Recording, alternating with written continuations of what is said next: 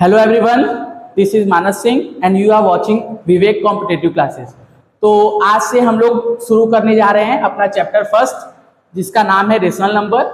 और ये चैप्टर मैंने आर.एस. अग्रवाल से उठाया, जैसा कि आपसे हमने बोला था कि हम लोग अपना आर.एस. अग्रवाल से सारा सॉल्यूशन करेंगे। ठीक है, तो आज हमारा चैप्टर फर्स्ट है जिसका नाम है रेशनल नंबर।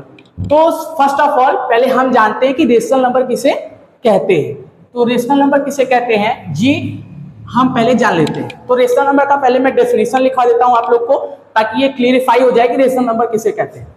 तो रेशनल नंबर का डेफिनेशन लिखते हैं, a number which is written in the form of P by Q, where P and Q are integers and Q is not equal to 0। इसका मतलब ये है कि रेशनल नंबर किसे कहते हैं ये जानते हैं।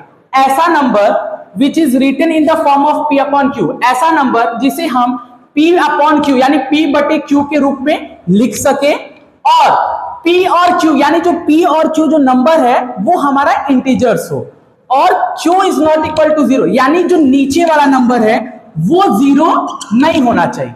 ठीक है, तो अब कई लोग का डाउट आएगा कि सर इंटीजर्स किसे कहते हैं। ठीक है, तो इंटीजर्स हम किसे कहते हैं, integers include all positive number, negative number and zero. यानी इंटीजर्स में हमारे सारे के सारे पॉजिटिव नंबर यानी प्लस वाले नंबर्स आते हैं, नेगेटिव नंबर्स यानी माइनस वाले नंबर आते हैं, और जीरो भी आते हैं। तो रेशनल नंबर का कहना है कि जितने भी इंटीजर्स हैं उनको हम P अपॉन Q के फॉर्म में लिख सकते हैं, लेकिन Q is not equal to 0 यानी नीचे वाला 0 नहीं होना चाहिए। उसी को हम क्या कहते हैं, रेशनल नंबर कहते हैं। एग्जांपल में आप कुछ भी ले सकते हैं, 2/3, 4/6 etc। ठीक है, अब आपके एक्सरसाइज में कई बार क्वेश्चन ये पूछेगा कि आपको पहचानना होगा कि बताना होगा कि कौन सा रेशनल नंबर है कौन सा नहीं है। तो आप आसानी से बता सकते हैं जो P अपॉन Q के फॉर्म में रहेगा वो रेशनल नंबर है। वो निगेटिव भी हो सकता है, इसमें कोई कंफ्यूज नहीं होगा कि वो पॉजिटिव ही रहे। याद रखिए बस Q यानी जो नीचे वाला नंबर है वो 0 नहीं होना चाहिए। तो आई होप आप लोग को रेशनल नंबर क्लियर होगा। अब हम लोग अपने आते हैं नेक्स्ट रीडिंग पे, जिसका है प्रॉपर्टीज ऑफ रेशनल नंबर। तो कई प्रॉपर्टीज है, लेकिन हम कुछ प्रॉपर्टीज को भी पढ़ते हैं जो इंपॉर्टेंट है क्लास 8 के लिए। पहला प्रॉपर्टी है क्लोजर प्रॉपर्टी। अब क्लोजर प्रॉपर्टी क्या है, मैं आपको डेफिनेशन नहीं लिखा रहा हूं, मैं आपको समझा दे रहा हूं, क्योंकि आपके एक्सरसाइज में डेफिनेशन कोई भी नहीं पूछा है। रेशनल नंबर का मैंने डेफिनेशन सिर्फ लिखा है समझाने के लिए, हालांकि आपके बुक में डेफिनेशन वगैरह पूछेगा नहीं, आपसे सिर्फ प्रैक्टिकल क्वेश्चन पूछता है। तो आपको प्रॉपर्टीज में कैसा क्वेश्चन पूछेगा ये भी मैं आपको बता देता हूं। आपको सिंपली क्वेश्चन दे दिया रहेगा, ठीक है, और आपको बस बताना होगा कि ये कौन सा प्रॉपर्टी है। तो इसके लिए हमें सबसे पहले ये जानना जरूरी है कि प्रॉपर्टी की पहचान क्या होती है। आखिरकार हम कैसे पहचानेंगे कि जो हमें क्वेश्चन दिया हुआ है वो कौन से प्रॉपर्टी का है, क्लोजर प्रॉपर्टी है या कम्यूटेटिव प्रॉपर्टी है या एसोसिएटिव प्रॉपर्टी है या डिस्ट्रीब्यूटिव प्रॉपर्टी। तो इसके लिए हमें सबसे पहले इन लोग का पहचान पता होना चाहिए कि हम कैसे पहचानेंगे प्रॉपर्टीज को। तो इसी के साथ पहला प्रॉपर्टी है क्लोजर प्रॉपर्टी। क्लोजर प्रॉपर्टी हमारा क्या कहता है कि किसी भी रेशनल नंबर को अगर हम दूसरे रेशनल नंबर से ऐड करते हैं तो हमें अगर रेशनल नंबर मिलता है तो वो क्या हो जाएगा, क्लोजर प्रॉपर्टी हो जाएगा। एक बार फिर से ध्यान से सुनिएगा, क्लोजर प्रॉपर्टी किसे कहते हैं, किसी भी रेशनल नंबर को अगर हम किसी भी रेशनल नंबर से ऐड करते हैं और अगर वैल्यू जो मिलती है वो रेशनल नंबर में ही मिलती है तो उसे हम क्या कहते हैं, क्लोजर प्रॉपर्टी कहते हैं। और एक खास बात, ये सारी प्रॉपर्टी आपको 4 चीज में एप्लीकेबल और नॉट एप्लीकेबल देखनी है।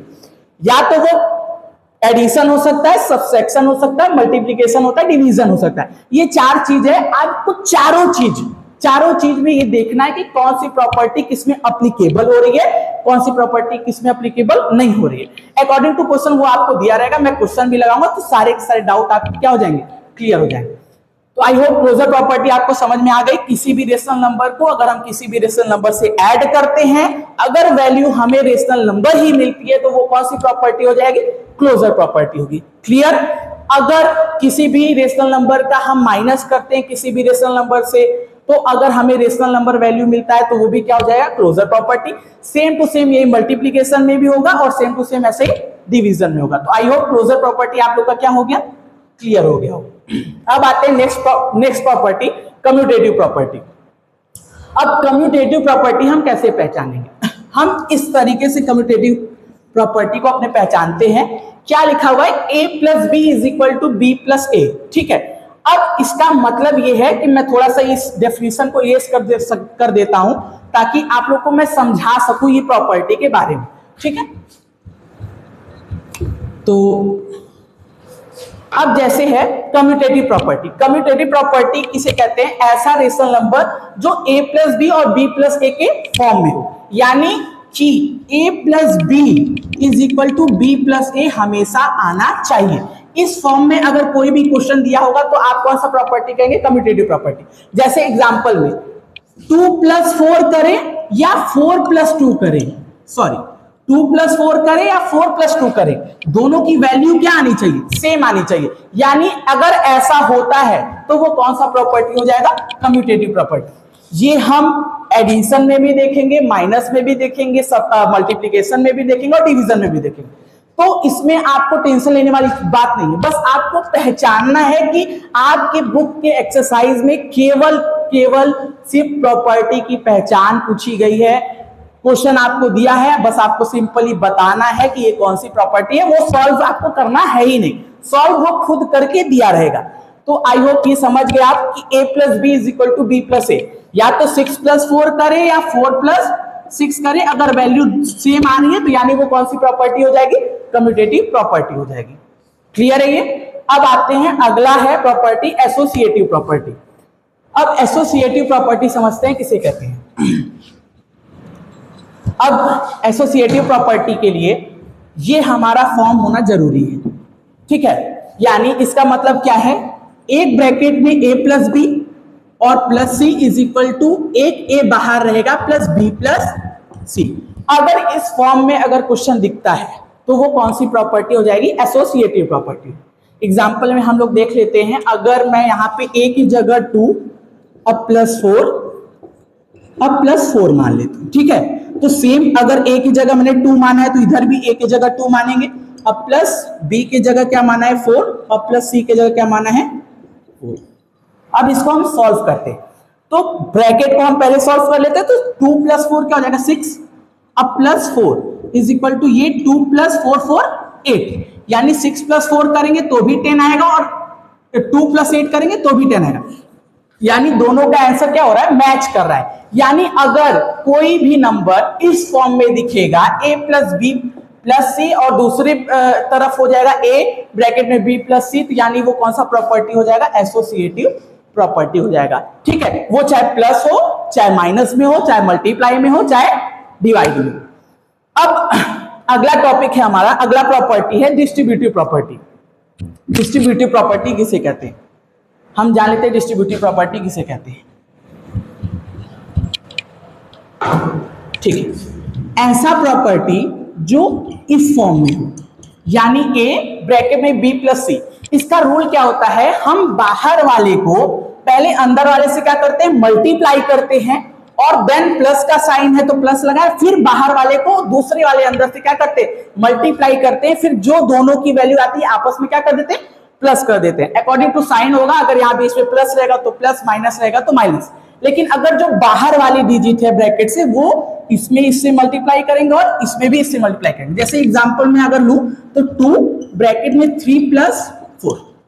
ठीक है, अब हम इसको अगर इस फॉर्म में दिख गया तो आप आंख बंद करके कह दीजिए कि ये कौन सा प्रॉपर्टी है? Distributive property. कैसे डिस्ट्रीब्यूटिव प्रॉपर्टी है? क्योंकि यहां नंबर को डिस्ट्रीब्यूट किया गया है। ठीक है, एक तरफ दूसरी तरफ इनको डिस्ट्रीब्यूट किया गया है। तो अगर इसको हमको सॉल्व करना होगा तो हम 2 3 जा 6 हो जाएगा। अब प्लस का साइन है, 2 4 जा 8, यही ना होगा? 2 3 जा 6, 2 4 जा 8। अब इसको प्लस करेंगे तो 8 प्लस 6 कितना हो जाएगा? 14। लेकिन हमको, मैं अभी भी बोल रहा हूं, सॉल्व नहीं करना है, हमको सिर्फ पहचानना है कि वो कौन से फॉर्म में है। हमको फॉर्म में पहचानने आ गए, यानी हम प्रॉपर्टी पहचानना जान गए। तो आई होप आपको ये इतना क्लियर होगा, ठीक है। तो ये चारों प्रॉपर्टी हम लोग पढ़ लिए हैं। फिर हम लोग आगे देखते हैं, कुछ 2-3 टॉपिक और बचे हुए हैं। फिर आखिरकार बोर्ड पे जगह नहीं है तो हम इसको इरेज करके अगला टॉपिक आपको बताते हैं, ठीक है। अब बारी है मल्टीप्लिकेटिव आइडेंटिटी बाई 1 और मल्टीप्लिकेटिव आइडेंटिटी बाई 0। ये दो प्रॉपर्टीज और हैं, इसके बाद प्रॉपर्टीज हमारी खत्म हो जाती है। फिर कुछ टॉपिक बचेंगे जो मैं समझा दूंगा, वो रेशनल नंबर के लिए इट्स सफिशिएंट, ठीक है, क्वेश्चन लगाने के लिए सफिशिएंट। बाकी हम देखेंगे जैसे जैसे क्वेश्चंस आगे बढ़ेंगे, कोई भी अगर और नया टॉपिक आता है तो वो मैं कवर कर दूंगा उसमें, ठीक है, कोई टेंशन वाली बात नहीं। तो अब एक टॉपिक है मल्टीप्लिकेटिव आइडेंटिटी बाई 1। इसका मतलब क्या है कि किसी भी रेशनल नंबर में अगर हम 1 आ गया, अगर हम किसी में 1 ऐड कर दिए, ठीक है, अगर हम 1 ऐड कर दिए, माइनस कर दिए, मल्टीप्लाई कर दिए, डिवाइड कर दिए, यानी मल्टीप्लिकेटिव आइडेंटिटी बाई 1 का मतलब है किसी भी रोल में 1 आ जाना, प्लस माइनस मल्टीप्लाई डिवाइड, यानी कोई भी रेशनल नंबर में आ जाएगा तो आप पहचान जाएंगे कि वो कौन सा आइडेंटिटी प्रॉपर्टी है, मल्टीप्लिकेटिव आइडेंटिटी बाई 1। और same criteria multiplicative identity by 0 है। इसका मतलब है किसी भी रेशनल नंबर से अगर हम 0 ऐड कर देते हैं, माइनस कर देते हैं, मल्टीप्लाई कर देते हैं, डिवाइड कर देते हैं, तो वो क्या होता है, मल्टीप्लिकेटिव आइडेंटिटी बाई 0, ठीक है, यानी multiplicative identity by 1, multiplicative identity by 0। ये क्लियर है, I hope. Multiplicative identity by 1 में हम 1 का रोल निभाते हैं, यानी प्लस माइनस मल्टीप्लाई डिवाइड कहीं भी 1 में दिख जाएगा तो वो मल्टीप्लिकेटिव आइडेंटिटी बाई 1 प्रॉपर्टी हो जाएगा। और अगर 0 आ जाता है तो मल्टीप्लिकेटिव आइडेंटिटी बाई 0। ये रही कुछ रेशनल नंबर की प्रॉपर्टीज। आगे जो भी आएगा वो मैं अकॉर्डिंग टू क्वेश्चन कराऊंगा। अब एक नेक्स्ट टॉपिक है एडिटिव इनवर्स, ठीक है। अब मैं आपको बता देता हूं कि एक्सरसाइज के क्वेश्चन में आपके डायरेक्ट ये पूछता है कि आप इस नंबर का एडिटिव इनवर्स बताइए, ठीक है। तो एडिटिव इनवर्स किसे कहते हैं, changing the sign of opposite, ठीक है, उसी के साइन का अपोजिट साइन लगा देना, ठीक है। अपोजिट साइन का मतलब अगर वो प्लस है तो माइनस हो जाएगा, माइनस है तो प्लस हो जाएगा। एग्जांपल में अगर पूछ दिया कि 2 का एडिटिव इनवर्स बताइए तो उसका हो जाएगा क्या, -2, ठीक है। अगर additive inverse by the way पूछ दिया 1/3 तो इसका एडिटिव इनवर्स क्या हो जाएगा, -1/3। तो एडिटिव इनवर्स मतलब होता है साइन को चेंज करना, बाकी नंबर को बाय डिफॉल्ट जो रहता है उसी को वैसे ही हम लिखते हैं। अब दूसरी टॉपिक है मल्टीप्लिकेटिव इनवर्स। मल्टीप्लिकेटिव इनवर्स का मतलब है रेसिप्रोकल कर देना, उसी नंबर का रेसिप्रोकल कर देना। जैसे अगर पूछ दिया आपसे 2/3 का मल्टीप्लिकेटिव इनवर्स बताइए तो क्या हो जाएगा इसका मल्टीप्लिकेटिव इनवर्स, 3/2। क्लियर है। अगर यहाँ पे पूछ दिया -7/3 का मल्टीप्लिकेटिव इनवर्स बताइए तो हम क्या लिख देंगे, -3/7। क्लियर है। यानी एडिटिव इनवर्स मतलब साइन अपोजिट चेंज करना, और मल्टीप्लिकेटिव इनवर्स मतलब ठीक उसका उल्टा कर देना, यानी रेसिप्रोकल कर देना। अब रेशनल नंबर का एक इस वीडियो का लास्ट टॉपिक रह चुका है, ठीक है, नंबर लाइन पे रिप्रेजेंट करना, ठीक है। वो रेशनल नंबर में आ जाता है नंबर लाइन को रिप्रेजेंट करना। हम नंबर लाइन को रिप्रेजेंट करने जान जाते हैं कि किसी भी नंबर को नंबर लाइन में रिप्रेजेंट हम कैसे करते हैं।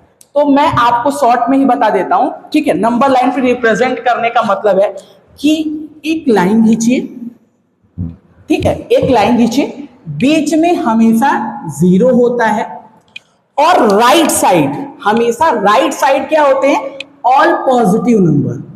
राइट साइड हमेशा क्या होते हैं, पॉजिटिव नंबर होते हैं, और ठीक लेफ्ट साइड क्या होते हैं, हमारे निगेटिव नंबर होते हैं, ठीक है।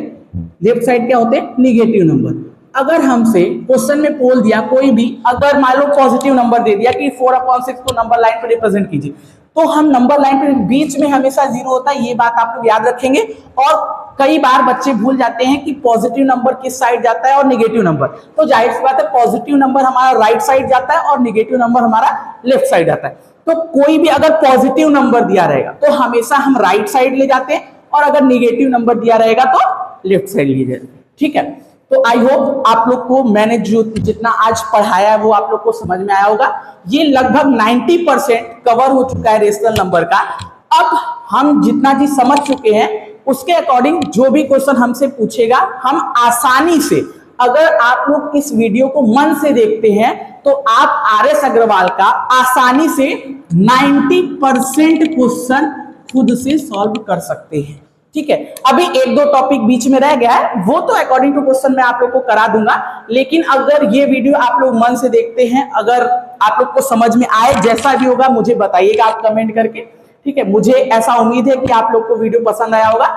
मैं अपने अपना तरफ से पूरा वीडियो में ये पूरा क्लियर कर चुका हूं। ठीक है, तो आई होप आप लोग को वीडियो पसंद आया हो, तो ज्यादा से ज्यादा इसको लाइक करें। Thank you.